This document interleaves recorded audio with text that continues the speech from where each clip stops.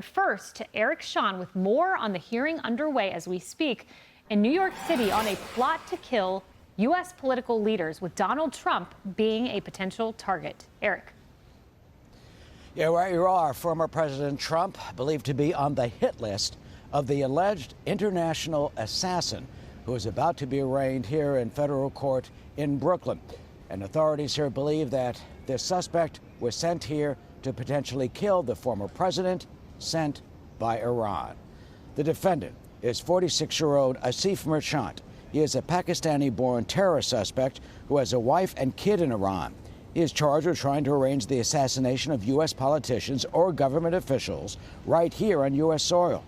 Those officials have not been named in his indictment, but Iowa Senator Chuck Grassley has said that Trump, current President Biden, and former UN Ambassador Nikki Haley were possible targets.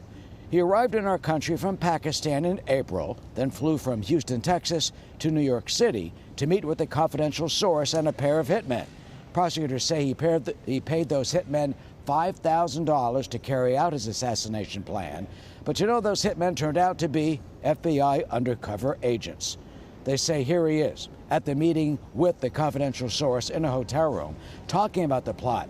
It included staging a fake political protest to divert the Secret Service as the attempted killing of the U.S. official took place.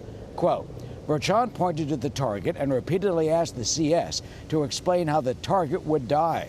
Merchant told the CS that there would be security all around the person. You know, Iran for years now has threatened to kill the former president and other Trump administration officials, all in retaliation for Trump ordering the killing of top Iranian general and head of the Quds Force and the Revolutionary Guard, Qasem Soleimani, back in 2020. Merchant's lawyer told us this morning that his client, when he enters a plea, will plead not guilty, but if he is eventually convicted, he could face life in prison, but that Iranian plot to kill President Trump and other top officials apparently is still very much on.